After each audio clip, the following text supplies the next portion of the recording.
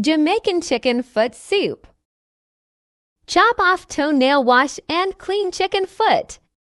Then cut up and clean chicken quarters. Dice up red onion, white onion, thyme and Scotch bonnet peppers, green pepper, scallions. Add olive oil to a pot. Now add chopped up seasoning. Stir that. Chicken foot in the pot. Quarter legs in the pot. Now the seasonings flavor. Adobo.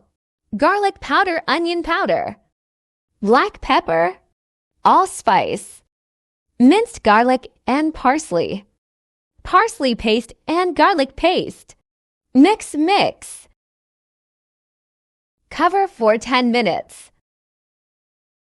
Now add 2 cups of water.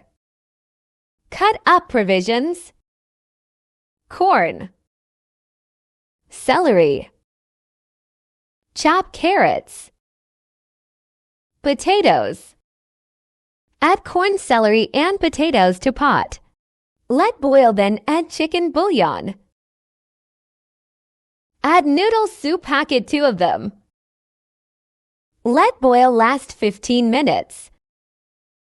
Soup almost done, ready. Yes, chicken foot soup done, enjoy.